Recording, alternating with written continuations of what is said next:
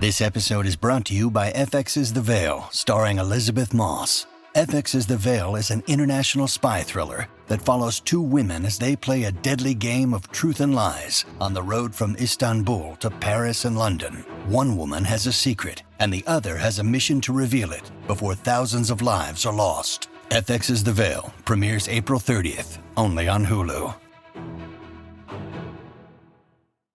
Hey guys, this is Jason and Dee from the Surely You Can't Be Serious podcast. You're listening to Famous and Gravy, life lessons from dead celebrities. Now for the opening quiz to reveal today's dead celebrity. This person died in 2021, age 61. His brother Neil once told a reporter that he had had a flirtation with the newspaper business as a young man, but that he had deliberately botched an interview for a job as a copy boy because he wasn't that serious about the profession. Clark Kent's been dead for a long time, hasn't he? I don't know. By 1984, he was skilled enough to spend 4 months opening for the comedian Sam Kinison. What's his name from Full House? Is it Bob Saget? Not Bob Saget. His sense of humor sometimes got him in hot water. In 2018, he drew criticism for remarks that seemed to defend the comedian Louis C.K. and Roseanne Barr, who was under fire for a racist Twitter post. Seinfeld ain't dead, so I know that. It's not Dave Chappelle. So let's see here. Okay, yeah, go ahead. 2018 article about him said, quote, "The dedicated fan will identify two patterns in his television work. It is invariably funny, and it is invariably canceled." Tim Conway, I remember, had a license plate that said 13 weeks on it because this show's getting canceled, but I don't think it's him. Now, you got me. He became familiar to millions as the weekend update anchor on Saturday Night Live from 1994 to 1998. Oh, Norm Macdonald. I think it's Norm Macdonald. Is that Norm Macdonald? Today's dead celebrity is Norm Macdonald. So I wouldn't take it seriously. If this guy fired you, you may still have a job. You never know. I'd wait for some paperwork. Yeah, I phoned him, you know. Oh, you had to phone in to pick up your messages from the... So he goes, "Oh yeah, I'm firing you there from the show," and then I said, "Oh, that's not good." Yeah. And then I said, "Why is that now?" And he goes, "Oh, you're not funny." I said, "Oh, Lord, that's even worse news, you know."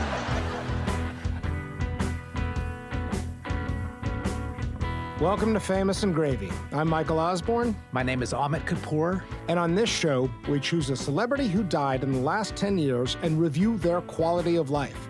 We go through a series of categories to figure out the things in life that we would actually desire, and ultimately answer a big question: would I want that life? Today, Norm Macdonald died 2021, age 61. Category 1, grading the first line of their obituary. Norm Macdonald, the acerbic, sometimes controversial comedian familiar to millions as the weekend update anchor on Saturday Night Live from 1994 to 1998, died on Tuesday in Los Angeles. He was 61. Okay. Okay, what do you mean by okay? What do you think? Good summation, I think. I mean, my initial reaction is typically like, that wasn't enough. They missed something. Yeah. But there's not too much to miss about Norm Macdonald. And I kind of came to learn that over getting ready for this episode. Like, I fantasized that he had this long career outside of Saturday Night Live, but he really didn't. And so the singularity of Saturday Night Live in the obituary, I think, is okay. I disagree. You disagree? I definitely disagree. I felt like this was not beginning to honor the impact, his comedian thing, the relationships, the significance, the regard they had for him. The acerbic, sometimes controversial, and I want to talk about those things in a second. And then they mentioned weekend update anchor from 94 to 98. I think that is right, that it's actually very hard to say, what is Norm known for? That is, I think, his single most, notable, famous, recognizable accomplishment. But I also feel like there is impact and significance behind the man that this obituary totally missed. Okay, so we're going to get back to acerbic and controversial. So what do you think is an appropriate phrasing that could be inserted somewhere? I could have seen a line in here that said something like, well regarded by his peers, or was regarded by talk show hosts like Letterman and Conan as one of the best guests. Yeah, a favorite among late night talk show hosts. Totally. I mean, I think that he's not necessarily a comedian's comedian, but I think he was also a friend to comics. I mean, in a kind of Gary Shandling sort of way. I mean, he was somebody who I think was really like known and familiar and respected within the community in a way that I think is next level. We regard you as the top of the heap, the best of the best, the funniest of the funny. I think that could have very easily been in here. And so it feels like, to me, a big oversight. Yeah, I'm going to give him a little slack because it's hard. He had this career milestone, which ended in about 98, yet he stayed fresh in our minds for the next 23 years, but we're not really certain how. But doesn't that prove my point? The fact that he was fresh in our minds for the last 20 years, that he was a known celebrity, a known figure since he finished his run on SNL in 98? Yes. I mean, that seems no, to you're speak right. more to my point. It does validate the point, but it's really hard to be succinct about that. Maybe what you said of a favorite among talk show hosts is the way to do that. Let me give some credit here, because I think the word acerbic is great. Yes. So how would you define it? Piercing. The dictionary definition I see is sharp and forthright.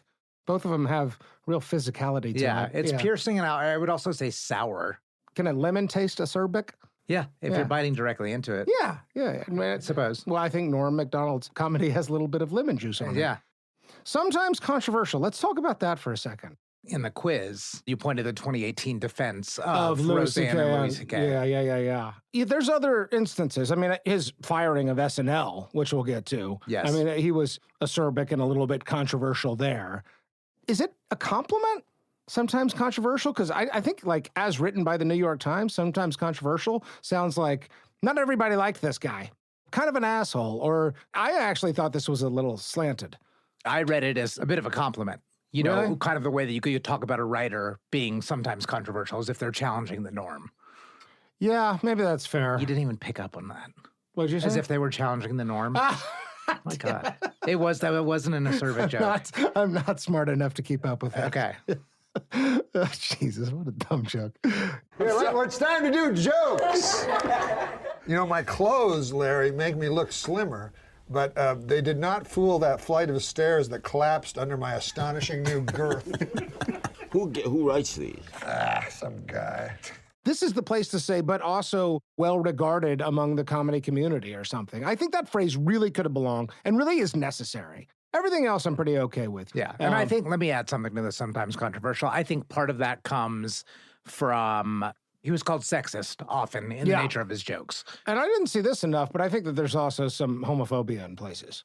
You know, he uses the word gay as a punchline a lot. Now, he came up in a time when a lot of comedians did that and before the world sort of evolved to a better place on that. I don't interpret it from him as being hateful necessarily, but it's still at the end of a punchline. So it's hurtful, you know, whether he's conscious of that or not. Well, okay, I've got my score. Okay. I'm going 7. It's still a pretty good obituary. For all my criticism of, like, I wanted more in terms of reputation, it's only a few words missing. Everything else is right. So I'm giving it a 7 out of 10. What are you giving it? I'm giving it a 9. I don't think it was the duty of the first line to bring up. This is as good as David Bowie. As David Bowie. This is as good as John Madden. I think they summarized it well enough for what most people know him as. And I don't think we are most people in this regard. And the fact that his headlining career essentially ended after the late 90s and he was basically kind of under the radar since then, I think they did their job as a first line of the obituary. You're giving high scores lately. You've become an easy A, but that's fine. You said 9. Yeah, I'll tone down the medication. Okay. I think it's basically, I'm being too forgiving. You're right. Exactly. What is with this positive Amit? There's no place for that on this show. Nobody likes it. Nobody It's wants just that. All That's these lonely days. Channel that into the conversation. Okay. Let's move on. Category 2, 5 things I love about you. Here, Amit and I work together to come up with 5 things we love about this person, 5 reasons we want to be talking about them in the first place. I think you should go first here. Okay. I'm going to borrow a word from Dave Chappelle that he used to describe Norm Macdonald's delivery, and that was soothing. Oh. What I wrote down initially is I wrote laughing. I wrote smile, because he laughs as he tells the joke, which I think is a fantastic quality. Yeah. And he's always smiling as he delivers any joke, whether it's on Update or in a stand-up. He's beaming. I mean, his smile is beaming. But right? the combination of those two is it's soothing. Yeah. You have a guy that yeah. he knows that what he's saying is funny. He's enjoying it. You're put at ease. And that's what I think is the best summation of his intonation as he delivers. Yeah, so I say, okay, that's good. Sure. I'll play some Scrabble. So I go down, and he pulls out this old Scrabble game there, and we start to play, and I like Scrabble, So I get the first turn. So I make rabbit, Pretty good. It's a good word. And then I do it pretty quick. I take like a couple of minutes. And then old Harold Delaney, he takes like a half hour to get his word. And the whole time, he's not talking. He's not telling me old stories, because I like hearing old stories. I'm just sitting there. He comes up with his word. It's hat. That's his word, yeah. Hat. So he puts it, and he takes the word hat. That's great, Amit. That's really great. All right, let's talk about that in terms of desirability. You have conversations with people where you want to be humorous and soothing. Are those two things in conflict with one another? No, but I think for a comedic style to be that dry and be that exuberant, that's a really difficult thing. Those are contrasting methods. Yeah. And so, I think it's really desirable in its uniqueness to be deadpan and dry and acerbic, but also be uplifting and soothing. That's well put. I really like the word soothing. Good job, man. Dave Chappelle. Give it to Dave Chappelle. All right. Thing number 2. Mm-hmm. I wrote love language was quality time. So are you familiar with the 5 Love Languages book? I am. That book comes up a lot for me. Allison and I listened to it on a road trip to Florida one time, and it's just useful framing. And so the 5 love languages, as I remember them, are touch, acts of service, gifts, words of affirmation, and the one people always forget is quality time. It's just making time for somebody. It's no agenda. It's just, I'm going to sit and hang out. And I see this in a few different places with Norm Macdonald. There was a story I came across after he died that Andy Richter, Conan's sidekick, told about how... My sister texted me the day after he died, and she said, do you remember I was at the show, I was maybe 18 years old, and I was in your office. You weren't there. You were rehearsing or meeting or something. And Norm Macdonald walked in, and I introduced myself, and he sat down and talked to me for an hour and asked me questions about myself and made me laugh a lot. And she said, nobody in your business has done that before or since. And I would also say that I experienced this in the research for this episode in terms of the YouTube rabbit holes. I could have kept researching this for days and days and days, just like compilation after compilation of Norm's late night appearances, his SNL skits, his podcast shows. Like, he is just a quality hang. And I don't know if that was his love language. It sure seems like it. I think he lived to hang out. I like your framing of this as a love language. Yeah. But it's also like, I think it's what he loved. Yeah, I think so too. Yeah. It wasn't a way just to be giving. Right. It's like, this is how the man is wired. Yeah. And what he loves is also an act of love. Yeah, that's right. That's my thing number 2. So why don't you take 3? I was going to save this one for later, but it's too perfectly teed up with yours as a love language. And I think it's his emotional expression of love. And I'll give you a few examples. The man straight out said, I love you, a lot.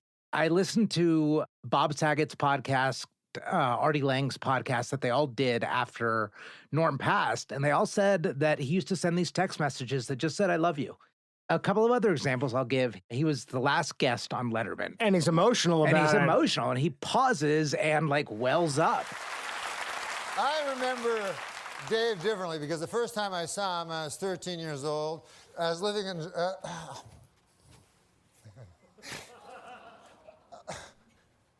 I know that Mr. Letterman is not for the mawkish. He has no truck for the sentimental. But if something is true, it is not sentimental. And I say in truth, I love you. Oh, my God. And Letterman was like, that is my guy. I mean, this gets back for me to the first line of the obituary, that Letterman moment. Like the way Letterman and Conan felt about Norm, I feel like that was not captured in that obituary. Anyway, continue. So in that very last special, which we're going to talk about. Oh, the Netflix special. Yeah. So he has this whole thing in it that he just talks about how much he loves his mother. Yeah. And that was beautiful. And also the closing words of the special is, I love you guys. You know, everyone after he dies or after any of these people die, you've got all these tributes that are like, you know, so-and-so, I loved you. I miss him. Yeah. It seems like Norm Macdonald was one of the rare few that consistently throughout his adult life, he just said, I love you. Man, there's a lot of love coming out. That's great. Open with love as an emotion. Open with love as an emotion. You know, I was listening to a podcast the other day where they were talking about how important that is for fathers. Like men still have this like macho thing. And like, we still have this role of like mom takes care of the emotional, like I'll go comfort the kids and dad is here for discipline. And it's a really good thing when a guy can be like, I'm ready to be emotional here. And which I think kind of what you're talking about. It's a good thing our fathers were so much of this. That's actually a great segue to my number 4, because there's something that Norm has that my dad has that I love, and that is an ability to make himself laugh. I can be in a room with my dad, and this has happened a lot, where the room is silent, and then he'll just burst out laughing spontaneously. And it used to drive me crazy growing up. Like, Dad, what's so funny? Ma, you wouldn't get it.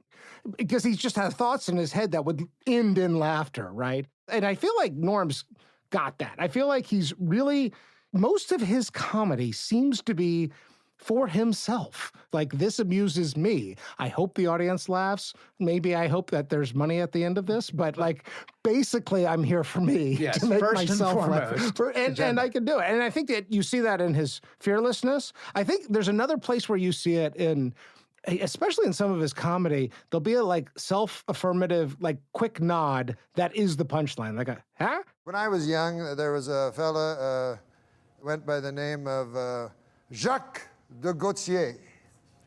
And he was, while I was scrambling to get out of high school, Jacques Zagatino had already... I think he just changed his last name. Well, you know, a man grows. I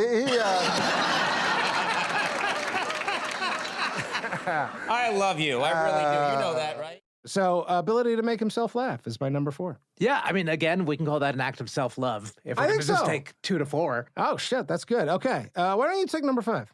I'm going to go the posse that seemed to largely be built around the Saturday Night Live cast of the mid-'90s, who, up until the end, it seems like most of them stayed really, really tight. David Spade, Adam Sandler, Farley, of course. Rob Schneider. Yeah. Certainly a part. Dennis Miller, you have to put in that category. Dennis Miller said Norm did a better job at Weekend Update than anybody, and that's pointing to himself. Yeah, and Chris Rock, also a part of that, too. Yeah. I think that is so obviously desirable. I envy it. I want it so badly. I think I have some pretty hilarious friends.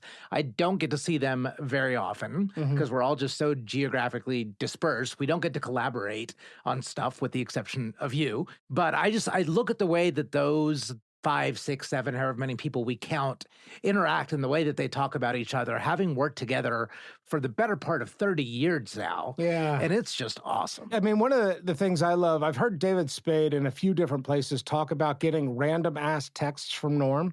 Have you ever texted with Norm? No, I haven't, no. Dave, it's Norm. Do you like money?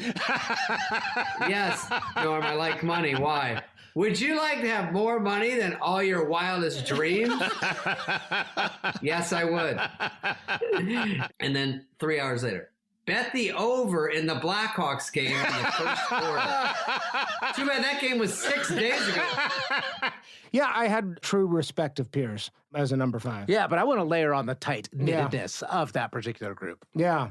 Okay, that actually segues pretty good into the next category for me. Okay, so let's recap. Thing number 1, you said... Soothing comic. Soothing comics. Thing number 2, I said love language, quality time. Thing number 3, you said... Love as emotional expression. 4, I said ability to make himself laugh. And then 5... Tight-knitted posse. Tight-knitted posse. Tight-knitted funny posse. Okay, let's move on. Category 3. Malkovich.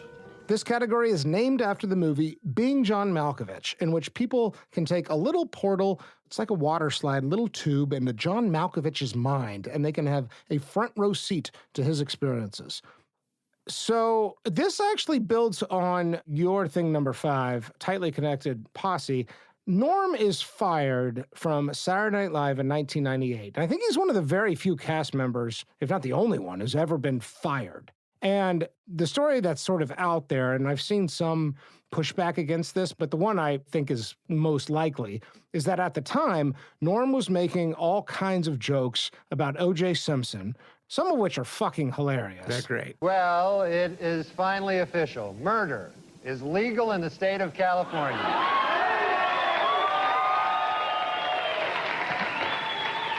A down-and-out O.J. Simpson, depressed that all of his money-making ideas have failed, has decided to go back to doing what he does best, killing people.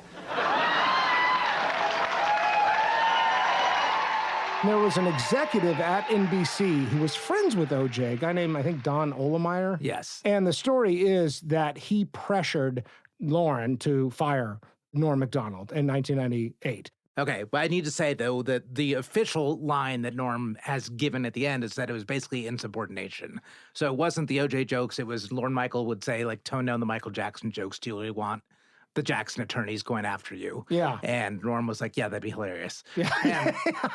So right. I mean, so there is some questioning of that narrative. Yes, what I'm pointing to the difference is there was a pattern of insubordination. Which Though is, him and Lauren were very close. Yeah. They got along very well. And then the third thing is that there was just a ratings dive happening at the time. Right. In the late 90s. Yeah. All that's fair. What's interesting to me is that, and this is my Malkovich moment, he's invited back to host. So it's a year and a half after he's gone. And have you heard his opening monologue? How did I go in a year and a half from being not funny enough to be even allowed in the building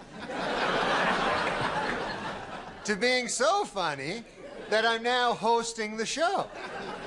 How did I suddenly get so damn funny?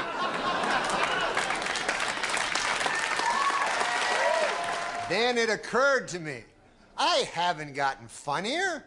The show has gotten really bad. It's great. It's a really good opening monologue. Part of the reason I wanted this to be my Malkovich moment is that Norm never really finds a show. He never becomes really a talk show host. I mean, he does some things on Netflix and YouTube and podcasts later on. There's a few attempts at a sitcom. They never really take off. The movies don't really take off. Dirty Work is a cult classic, but it's not like he was landing all kinds of roles. I think in so many ways, being let in to Saturday Night Live as this institution that says you are funny, you have been let in, your application has been accepted. And then to be fired from that, and then to be invited back, I think it begins a story in his head of, where exactly do I belong? Yeah, where am I supposed to be? He's like the commencement speaker a year after he's graduated. Right. Like, it's really, really strange. Or a year after he was kicked out of school. Yeah, a year after he dropped out, essentially. Yeah, exactly. Like, what is my relationship with this thing that ultimately winds up being the first line of my obituary? I guess I'm just curious about his relationship with that sort of fame-making, anointing institution that is Saturday Night Live. Good one. I hadn't thought about it that way at all, but I can totally get the confusion, the identity, the membership. Yeah, good one, Michael. Thank you. All right, you're Malkovich. So we're going to barely flash forward. Okay. Do you know where you were on November 19th, 2000? Somewhere in Montana. I was somewhere on the East Coast, like in New Jersey or something. Anyway, if you remember, like, we're only a week, 10 days past a non-conclusive election. Oh, right, of course. Right? Of and course. so Who Wants to Be a Millionaire, one of the top shows at the time, does Celebrity Week. And whether this was planned or not, or whether this is to pacify a confused nation, but on that night on November 19th, Norm Macdonald was on Celebrity Millionaire. So Norm makes it all the way to $500,000. In the history of this show, this like groundbreaking show, there's only been one millionaire winner prior. And Norm goes on a hot streak, making it all the way to $500,000. Yeah. Throughout the ascension up there, Regis is just giving him like bad advice, saying like, oh, are you sure about that? And then Norm is like tempted and he uses his phone a friend, or he uses Norm's initial answer is correct. And Regis kind of gives him a, oh God, like, are you sure you want to go with that? Right? A little misdirection. This children's charity that you're playing for is going to lose out on this money. And so Norm sort of second guesses, and then he takes the 50-50 only to reveal that his initial instincts were right. So this is one thing I like about it from the Malkovich perspective, is he is actually getting to show to the world that they all know he's witty and they all know he's sharp, but he's actually smart. Yeah. The man retains information. This is a high school dropout who reads a lot, and he was into the classics. So he's getting to show this, and he gets to the $500,000 question. You've been sitting there going, I don't know, beep, beep. All of a sudden, bang, bang, bang. You're going for $500,000 now. Well, you ready, big guy? I'm ready, sure. Let's do it for $500,000. What Broadway musical features material written by Samuel Beckett and John Lennon? Hair, Godspell, Cabaret, Old Calcutta. Well, I'm thinking maybe Oh Calcutta, because it takes place in India and it's sort of a dark subject, but maybe have something to do with Beckett. Say Oh Calcutta, fine. No. He just got it from...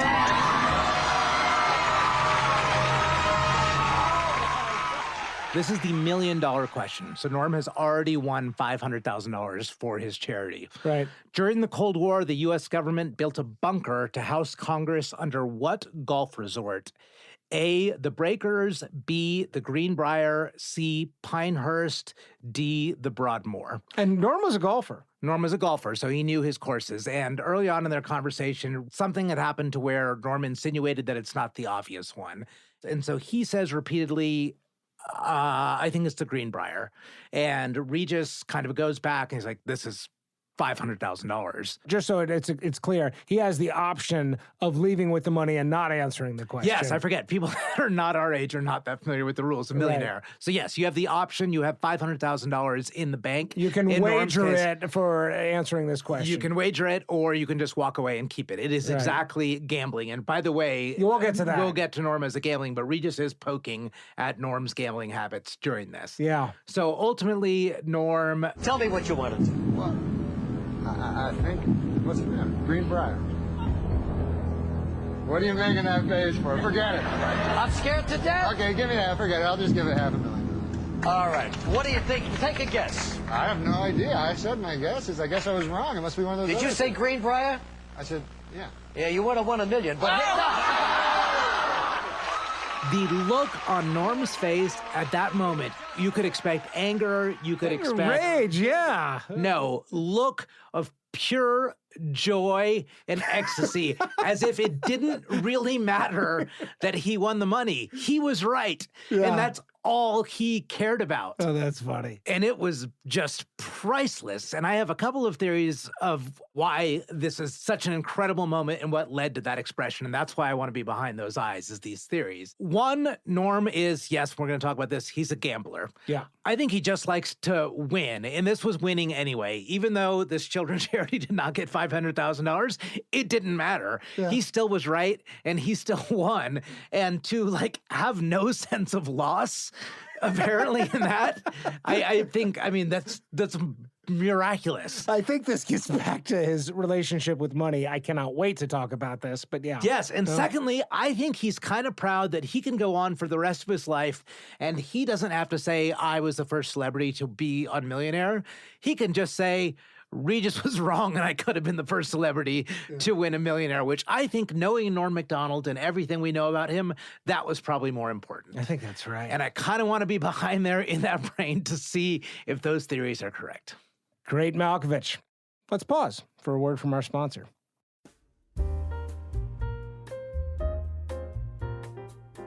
Michael, you know I love reading, right? Oh, yeah. But you know what I don't like about it? After I finish a book, and especially if I really like it, I either give it away or it just sits there and it's worth nothing. Oh, yeah. There's a solution for this, right? throw it away? No. That book is valuable to somebody else, but I'm not just talking about donating it. You can actually get a return. You can take all of the books in your apartment or in your home, and you can bring them to half-price books where they will buy them back. For like a savings bond or some sort of... I'm talking cold, hard cash. Enough for you to pick up the next lunch tab, I'm sure. Really? Well, maybe. It depends on how many books you have to sell and what quality they're in. You can also sell your music, your vinyl, your CDs. You can sell movies, puzzles. They will buy it all back. This is a life changer. I know. I don't think people realize just what an opportunity this is, not just for you, but for the world. Half Price Books is the nation's largest new and used bookseller, with 120 stores in 19 states. Half Price Books is also online at hpb.com.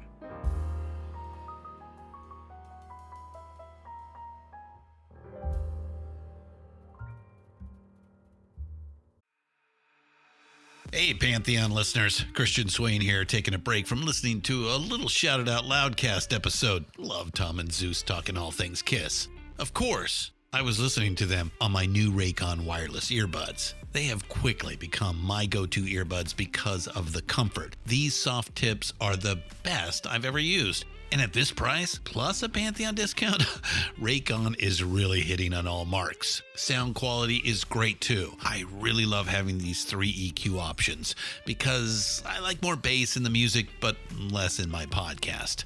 8 hours of playtime for the battery is great as well. Surround sound, noise isolating, and awareness mode are all included. These are great earbuds. Go to buyraycon.com/Pantheon today to get 20% off your Raycom order plus free shipping. That's right, you'll get 20% off and free shipping at buyraycon.com/Pantheon. buyraycon.com/Pantheon. Hey, Pantheon listeners, Christian Swain here. Another day, another podcast I'm working on.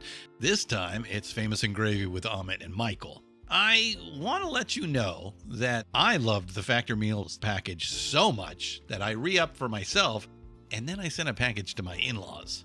Like I was with my first shipment from Factor Meals, the in-laws were as excited to try one of the prepared restaurant quality meals. Well, they got the shipment to Protein Plus meal plan and were very impressed. See, being in their 80s, anything to make the meal prep easy is a plus for them. They heated the oven per instructions and minutes later were enjoying a very delicious, nutritious, and dietitian-approved meal. One big win for me. But what really floored them was the taste. Like I told you, it's surprising how good these meals taste. Restaurant quality indeed. And like my own shipment, it really was everything Factor Meals said it would be for some seniors. No prep, no mess meals. Factor Meals are 100% ready to heat and eat. Take it from me and my in-laws. Head to factormeals.com/Pantheon50 and use the code Pantheon50 to get 50% off. That's factormeals.com/Pantheon50 and use the code Pantheon50 to get 50% off. Thank you, Factor Meals. Category 4, love and marriage. How many marriages? Also, how many kids? And is there anything public about these relationships? Okay, sort of interesting here. One marriage from 1988 to 1999. Norm was age 25. They were divorced when he was 36. One son, Dylan, born in 1992. She was a family therapist, apparently, Connie.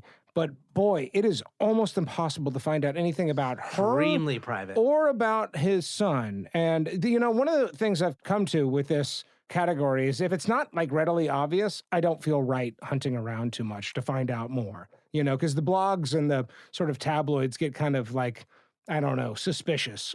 There's not a lot known There's about not even this. pictures. There's You not can't even pictures. Google images. There's not even pictures.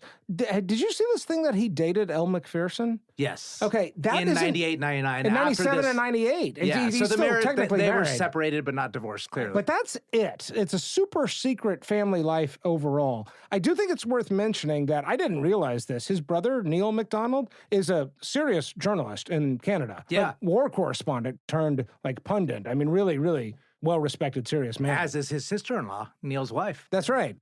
Anyway, that's all we have for Love and Marriage. I think that he was, I don't think romantically involved, or doesn't seem to be, with his producer. There's a woman he met at SNL who was basically involved in a lot of his productions for the rest of his career. Yeah, they were inseparable as friends. It doesn't seem like there was any romantic. It looks platonic. But it seemed like it was as close to a marriage without the romance. Yeah, I mean, as best we're guessing. I don't know, what did you take away? Because you must have had the same experience in researching this that I did. Yeah, I think he tried marriage.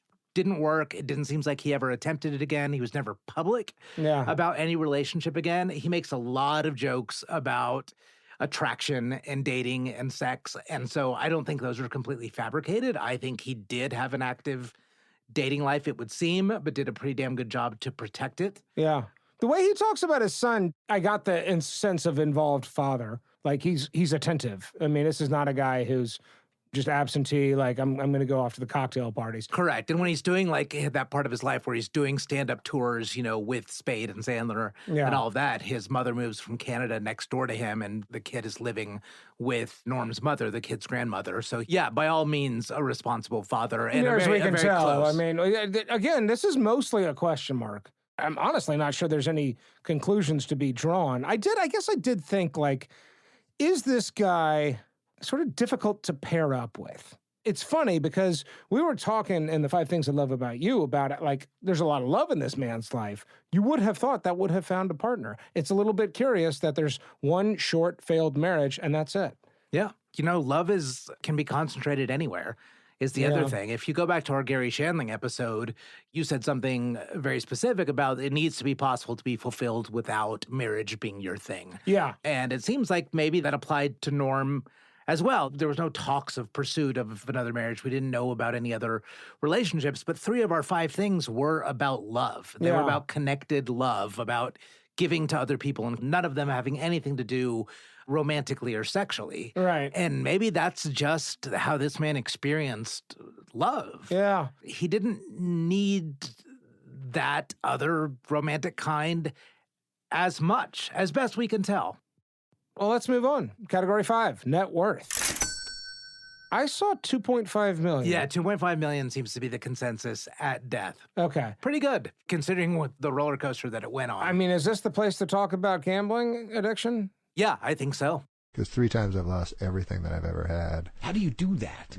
Well, you know, you kind of, at the end of it, you know it's happening. Because it does it's exhausting to be obsessed with something. Right. So you are, I guess, trying to finish it off. Right. Finally. Because if you have 450,000 in the bank, and then you lose 400,000, you go, fuck it. I don't want to fucking have 50,000. Right.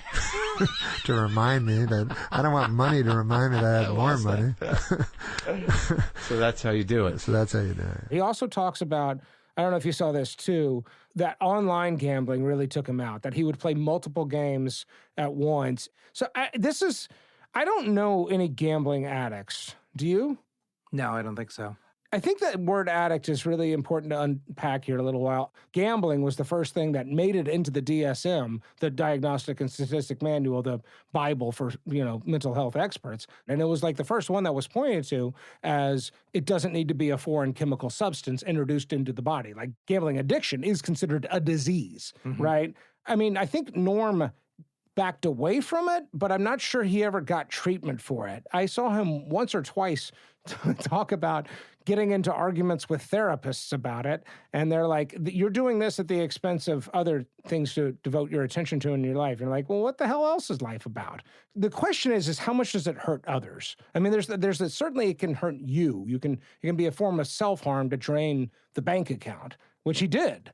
So who did this hurt, I guess, is one of my questions here. And because we know so little about the family, I do wonder, did this hurt his ability to support his son through college? Did it play into his marriage? I don't know. We don't know. Totally speculative. But we know that those two existed. We know that he was married and he had a son during a lot of these gambling runs. I mean, he would talk about after the SNL shoots. After party, yeah. He'd drive to Atlantic City. Yeah. And just go on a rampage of gambling. He didn't drink, but he'd go on a gambling rampage. And the story he tells is that he was like in a casino and he sort of, randomly decided to put some money on a craps table. And I put money down, and then I only had $100. I just put it down, and then I won. And the guy said, "You want to press it?" And then I didn't want to look stupid. I go, "What do you think?" So the guy pressed it. He pressed every bet. And anyways, all of a sudden they were just handing me huge amounts of money. And then I remember at the end, I go, "Man, I must have won $15,000. And the guy goes, "You won a hell of a lot more than that, fella." He came home with all these chips and put them in his refrigerator. Didn't know what the fuck to do. He was like, "What do I do with all these chips?" Yeah, but we've gotten off track about this irresponsibility question. I think if it's taking you away, if it's got the obsessive and compulsive, if you're not able to participate in relationships and people who depend on you and your friends, then it's harmful. Yes, I want to reduce it to one single point. Okay. If you are the child of a parent, for them to see you as an addict of anything, I think at least that is a harmed life.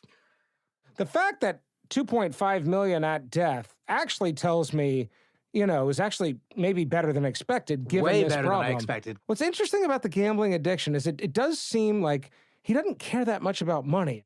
Yeah, he lived in, I think his last apartment was something like $800,000. It was a condo of some sort, It is right? not where you would expect somebody of this stature to be living. Right. I don't know what to make of this.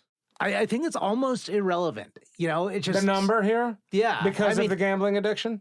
No, I think because of the guy. I think there is a little bit of a celebration to be had that he at least had enough of a career bounce back to end up with some reward and some money at the end, which I'm presuming this is going to go to his son and secure more of his son's future. Yeah. So that's good. But the man hit zero 3 times. He had these failed sitcoms. He had these movies that all did terribly. Right. It's quite remarkable that he was able to find these other outlets to get him that money. If you were in town and you heard Norm was doing an act, like if you follow stand-up, people went to go see him. Yeah, like they knew he was as good a show as ever. I would pay $75 or whatever that 100%. So I think that he had a confidence on stage, and I think that probably was at some level had to be a significant portion of his revenue. Yeah. Yeah, the gambling addiction thing's weird. I don't know what to make of it. I'm sure it's going to come up more, so maybe we should just move on and keep talking. Yep. Category 6, Simpsons, Saturday Night Live, or Halls of Fame. This category is a measure of how famous a person is. We include both guest appearances on SNL or The Simpsons, as well as impersonations. SNL, obvious. Back again, Burt Reynolds in a commanding lead with $14. Hey, check out the podium. Look at this. Mr. Reynolds has apparently changed his name to Turd Ferguson. Yeah, that's right. Turd Ferguson. It's a funny name. Burt Reynolds. That's not my name. Okay. Turd Ferguson. Yeah, what do you want? I saw nothing on The Simpsons, which was a little surprising. I would have thought he'd have popped in to voice himself at some point.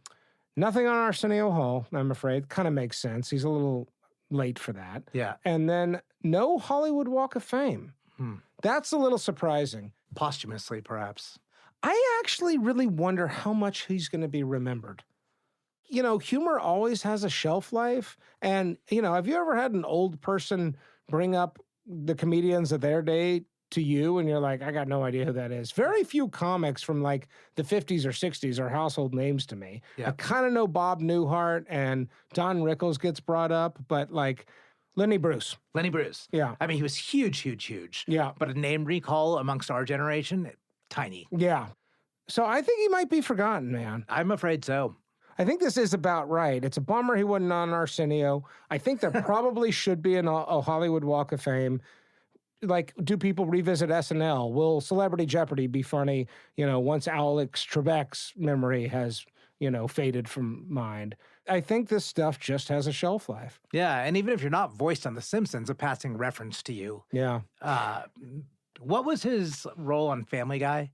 Who the hell do you think I am? I'm deaf. Which one of you is Peter Griffin? Then that's kind of perfect. That is kind of perfect. A soothing death. That's a pretty good segue. Category 7, over under. In this category, we look at the life expectancy for the year somebody was born to see if they beat the house odds and as a measure of grace. So, in 1963, the life expectancy for a Canadian man, because Norm is Canadian, is from Ontario, 71.38 years old. Norm died at age 61, so under. Way under. To be Way 10 under. years under is way under, I think. And I guess we should talk about the fact that he didn't tell anybody. Yeah, that's kind of what I wrote down in my notes about this. This is such a curious thing. He did to tell me. those 4 closest to him. His brother and his son, and his producer. Yeah. But almost everybody was caught off guard. Shay, is this the place to talk about that final Netflix appearance? I think so, because this category, we want to look at grace, right? Yeah, Which so is let's somewhat explain of this. the final act. Okay, so first of all, premature death, I think we can safely say. Premature, tragic. Yeah, and I also did find one clip saying that he actually had survived a cancer at a younger age, and it was a stomach cancer. I couldn't verify that, so I don't know. But I mean, he had cancer for 9 years. Yeah. It sounded like he didn't want that to affect how he was interpreted. The story, as I understand it, it was that Netflix had paid for a special. He was going to do a Netflix stand-up special. Because he had done one in 2018. Right, and in 2021, it's still sort of COVID times. There's quarantine going on, so he's being protective. He is going to get a treatment the following day, and he's like, if this goes south, I want this act to be recorded. So he does the act with no audience into basically a webcam, and that's the last thing we got. And then Netflix decides to publish it, and then also has a roundtable discussion with Letterman, Dave Chappelle, Molly Shannon, Sandler, Spade, and Conan, like talking about Norm's legacy. I thought in that debriefing, Letterman was really like on the ball about like, what did we just watch? You get more than a joke and a laugh. You get that tone, you get that attitude. There is that invisible connection. We know what you're up to, Norm, and this is what we love. He was telling us, this is a good joke. You got what I'm serving tonight. This is what we're serving at the restaurant, Yes. and this is what you're eating, and you're gonna, you know. That's and- a perfect way to put it. It's like a master chef. What do you know? Fuck your taste buds. And a good third of the material is about death and mortality as well. Right, and it's Bowie-like too, right? I mean, that's the Black Star comparison, I think, is astute here. Is it graceful? It's reconciling with his mortality and his imminent mortality. I mean, he didn't know when he recorded that night, but I think he's glad he had the tape. Yeah. So is it an act of grace? There was a resounding yes with David Bowie and Black Star.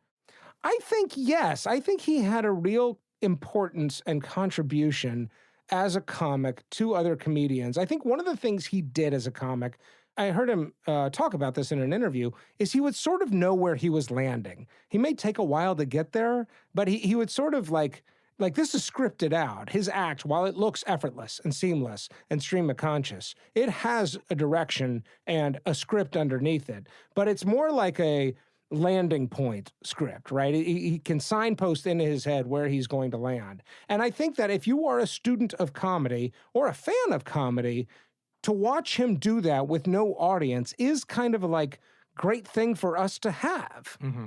So I think it's an act of grace. I think it is too. It's a pretty perfect last lecture or swan song for somebody like him.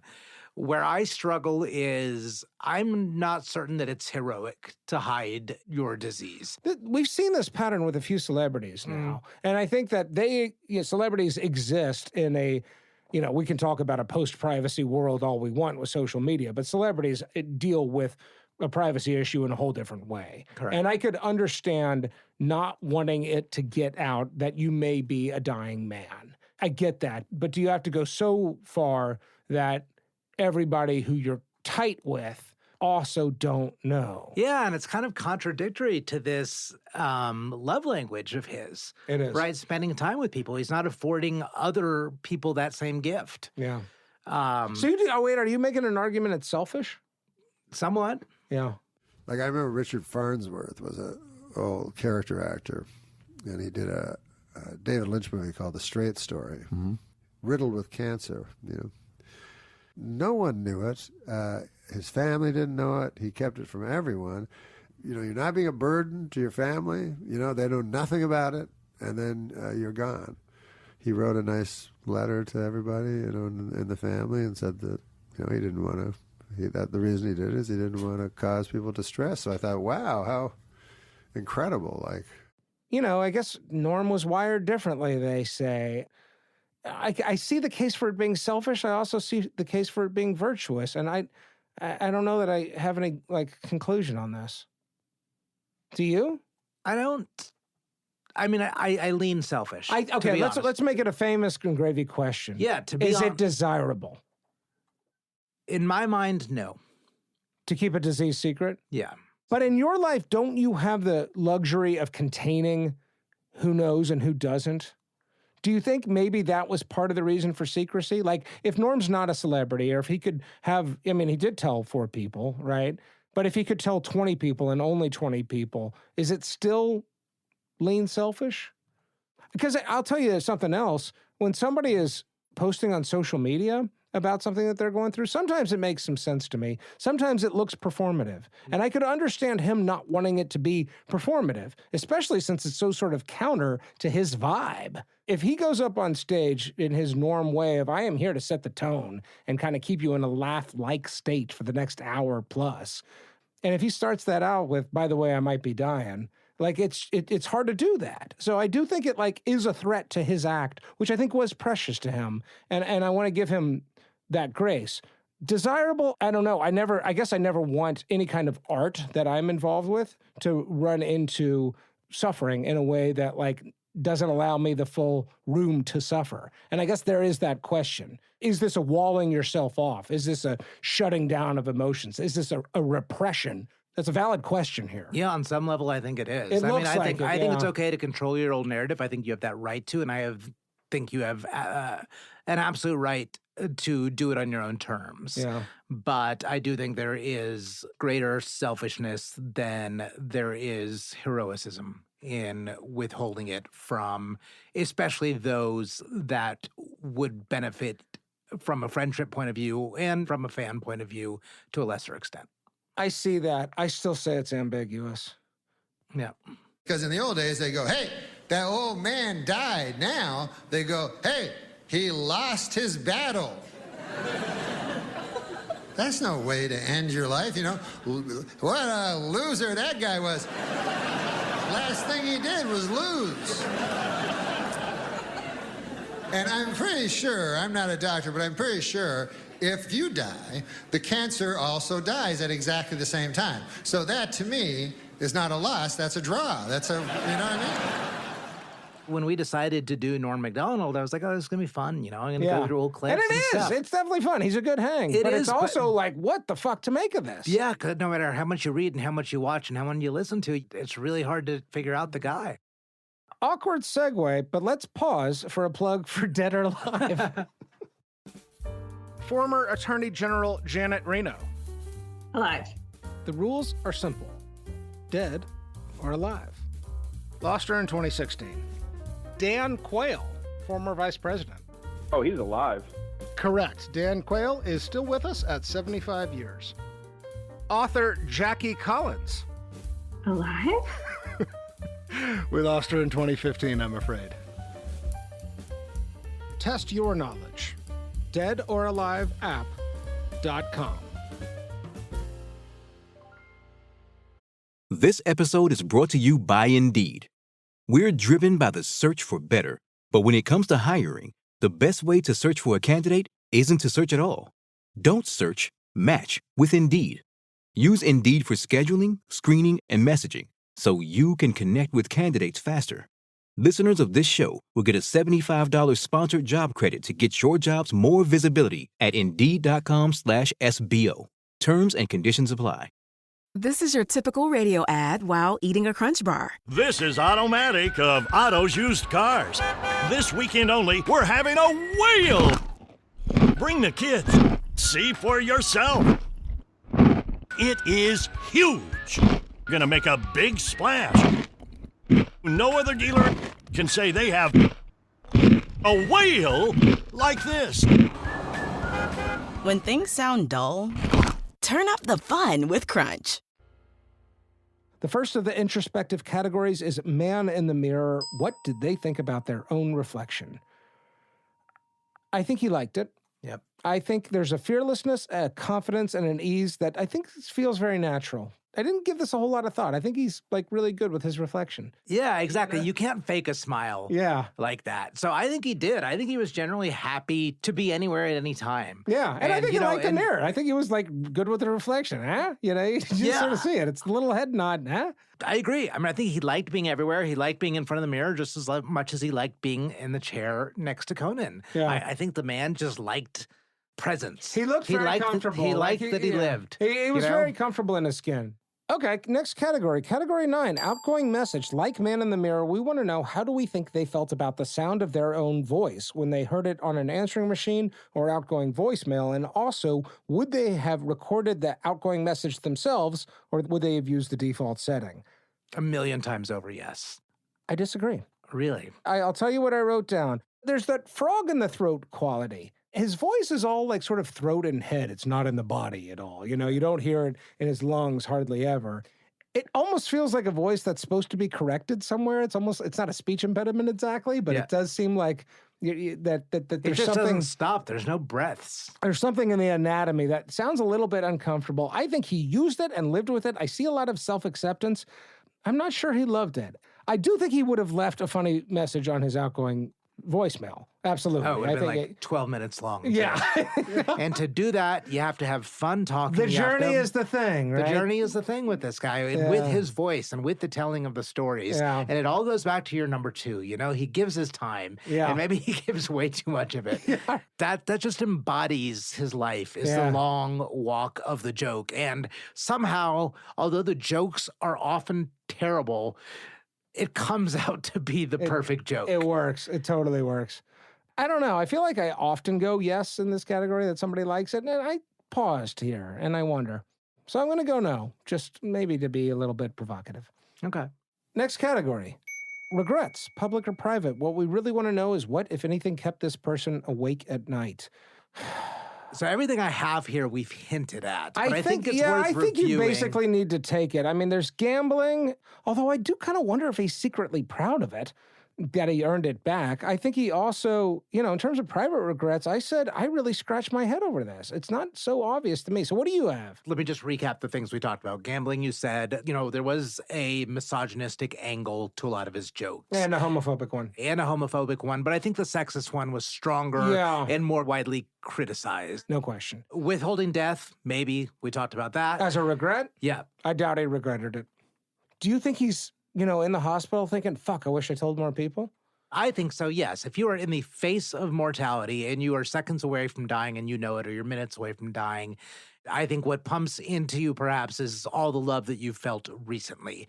Maybe, but not if you believe the journey is the thing. And I believe this guy believes the journey is the thing. So I don't know. It's hard to know. And it's dark to think about. It is dark to think about, and it's a huge question. But my speculation, yeah, I think it could be. What else do you have in regrets? I think he kind of regrets not being Sandler or Spade or Chappelle. You know, he gives off this aura of You think it's a legacy regret?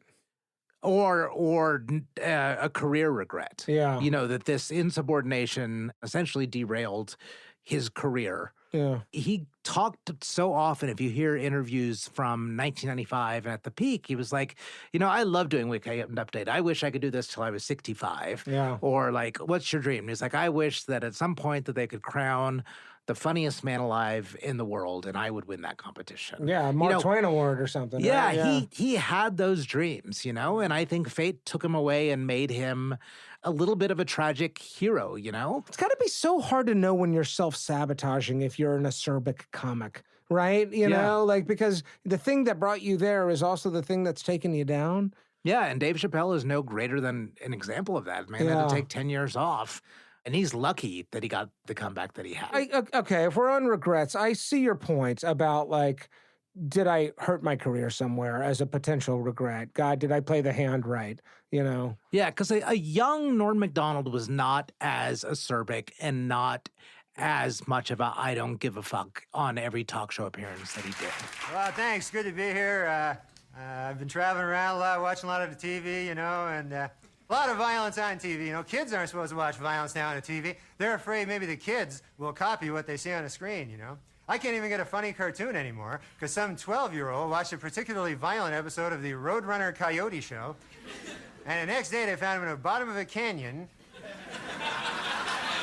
with 2 giant springs strapped to his feet. A big couple of springs. Had a little umbrella in his hand. Sign said, "Yikes." And somewhere in there, whether that was by force of this fumble with the whole Saturday Night Live dismissal, or whether it was seeing something else that he didn't actually want to march down that path. Right. But I think it's a definite worthy consideration of not being Sandler or Chappelle. Yeah, fair enough. All right, category 11, good dreams, bad dreams. This category is not about self-perception, but rather does this person have a haunted look in the eye, something that suggests inner turmoil, inner demons, or unresolved trauma. What did you have here? This is a little bit of a shortcoming in the category. I think he has that look, you know, he has that kind of heavy gaze. But no, I think anybody that can tell a 6-minute joke that doesn't really have a good punchline can sleep well at night. Yeah.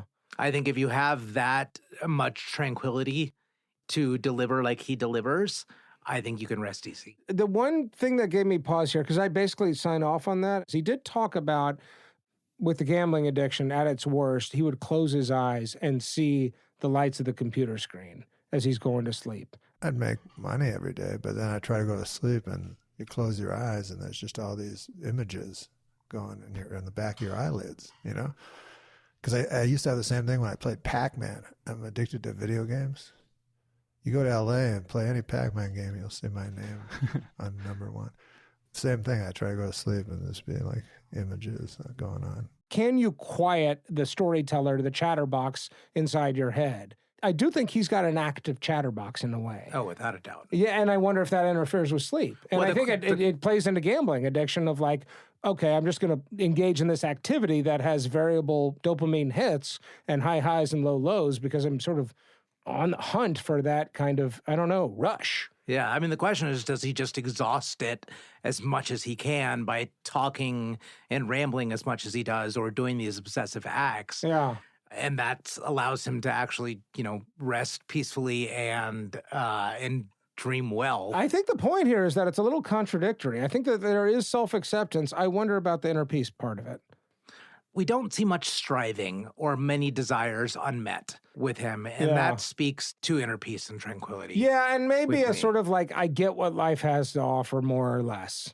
I see what's on the platter here, and I'm going to take what I need, and I'm not going to be too greedy about it all, you know? Or maybe you date Elle McPherson, and you're like, I can sleep okay for the next 23 years. Good night. Yeah, I did well. That's good. All right, category 12, second to last category, cocktail, coffee, or cannabis. This is where we ask, which one would we most want to do with our dead celebrity? This may be a question of what drug sounds like the most fun to partake with this person, or another philosophy is that a particular kind of drug might allow access to a part of them we are most curious about. So let me lead here. I have things I'm curious about. I don't pretend for a second that any substance is going to unlock anything that really tells me something I cannot figure out with Norm Macdonald. Therefore, I want a couple of cases of really light, shitty beer. And I just want to hang out and drink beers, like in a lawn chair in a backyard on a spring day all day long. Me and Norm are best friends in the movie, and we're out at the pool. We're doing a pool scene. I'm Billy Madison, of course, so old Billy's gonna talk to you and Frank. I was supposed to be drunk, and I didn't want to come off. I didn't want to come off like Foster Brooks. Oh, right. So you played it past out. So I just drank and drank and drank, and I'm very low tolerance for alcohol. Well, this is great. When I graduated first grade, all my father did was tell me to get a job. Hey, you want to feed that donkey some beer? Get it all messed up? Maybe later. I'll go put some beer in a bucket. And not even get all that drunk. I just want the quality time. Yeah, can I get you another one? Oh, we killed the case there, Norm. You know, I with a cooler between us. That's the scene I want. It is uncanny how identical my answer is. Really? I literally painted the backyard with like a cooler of beer scene. And I had this reminder great, the because three of us then. we used to Yeah. do this in college, a group of my high school friends that all went to various universities but weren't too far apart. Mhm. Would get together once a semester and we'd actually do that. We'd just like sit in the backyard all night and tell jokes and crack each other Yeah, up. yeah. And I think if you're doing it with Norm Macdonald, he's not a drinker. I think he's going to be the funniest one. You're never going to keep up. But I think he'll have you belly laughing throughout the majority of the night until the sun rises. I gotta say, this is why I enjoy camping so much with friends, right? It's basically this. Let's just do nothing and sit outside and hang out. Yeah. Let's just hang out. And what a perfect Norm Macdonald thing. It's the art of nothing. Yeah. Okay, wow, we're here. Our final category, the Vanderbeek, named after James Vanderbeek, who famously said in Varsity Blues, I don't want your life. Amit, based on everything we've talked about, do you want Norm Macdonald's life? Do you even have a lean here? I don't have a lean. I'm a 50-50. It's so hard because I just don't understand him. You know, on our very first episode with Robin Leach, I did sort of make the case that a yes to the Vanderbeek is an attitude of like, it's all just a big fucking joke. And it's about the journey. And I do think that that ethos runs strong in Norm. I think that he seems to weather the ups and downs. His show gets canceled, and it's not like he goes and, I mean, I guess he has his problems with gambling, but it's not like he, I don't know, has massive patterns of self-destruction. I guess, I don't know. I say that, now I'm second-guessing myself, because maybe that is how he acted out when things didn't go his way. And maybe that's worth asking, you know, we know he lost everything 3 times. Did it follow failure? Was it because his shows were canceled? Was it because a marriage went south? Was it because that was his avenue for expressing pain? Or was it he was riding one sinusoidal wave with success and another sinusoidal wave with, you know, money and another sinusoidal wave with relational wealth? I don't know. It's really hard to parse this one through. Like, what's the most important thing? I gotta say, the one failed 10-year marriage and one son, something about that being it makes me wonder. I mean, I guess part of like how I usually think through the Vanderbeek is we've all got this void inside us that we're trying to fill with good and bad things.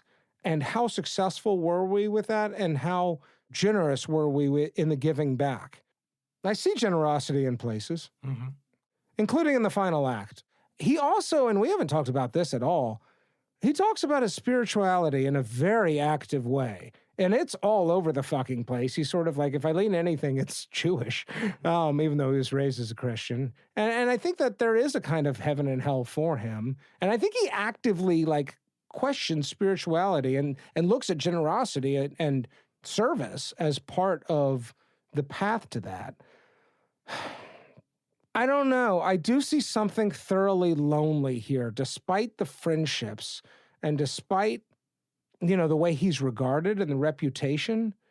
There is something about the way he died and the family life that has me thinking that there's a kind of like sadness that's not easy to see, but that's in there somewhere and that's persistent.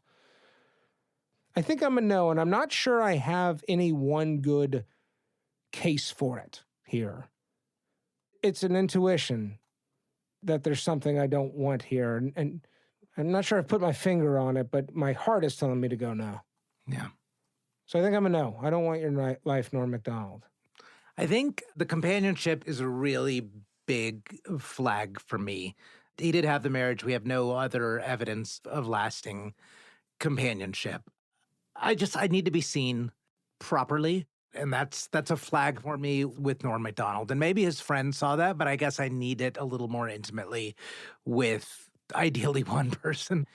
The other thing that you did say, in our 5 things was he was a person that could make himself laugh. Yeah. And he could do that when he's on these talk shows. And I would very much like to think he can do that around the clock at home. And that's huge. I am telling you, it is huge. And I think that is pretty admirable.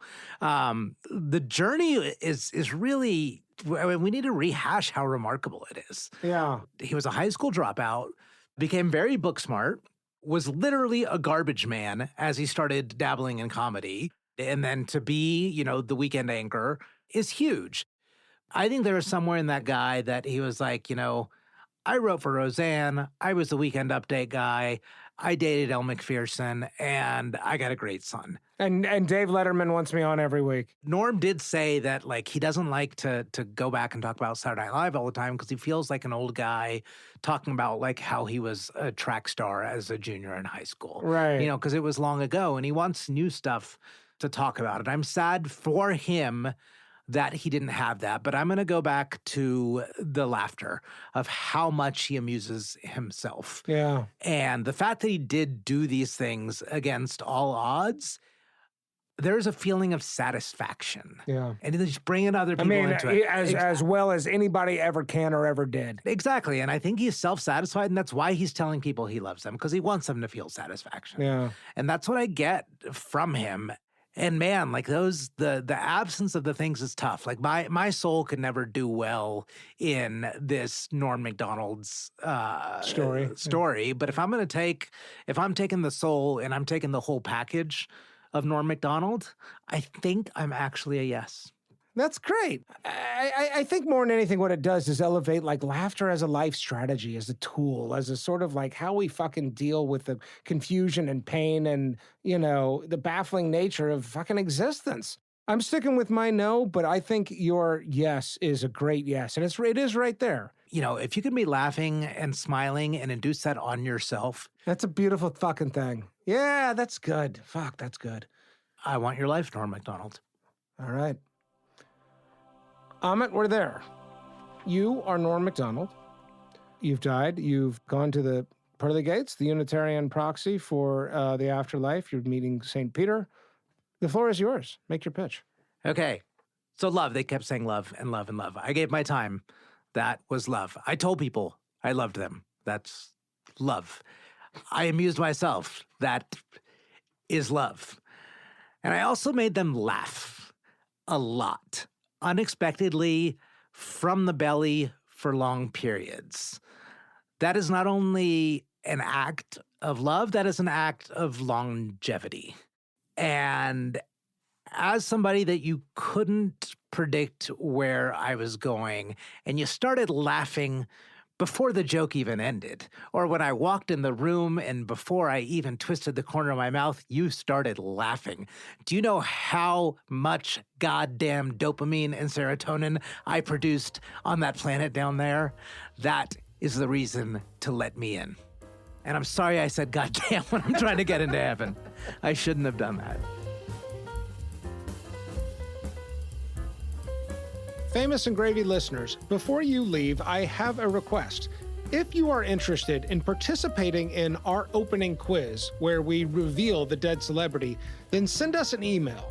You can reach us at hello@famousandgravy.com. Send us an email. We can find time for a recording. It's usually pretty fun, and it only takes about 5 or 10 minutes. We love hearing from you, so if you're interested, drop us a note.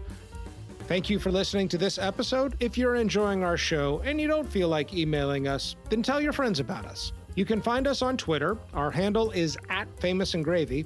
We also have a newsletter which you can sign up for on our website, famousandgravy.com. Famous and Gravy was created by Amit Kapoor and me, Michael Osborne. This episode was produced by Jacob Weiss. Original theme music by Kevin Strang. Thank you for listening. Tell your friends. See you next time.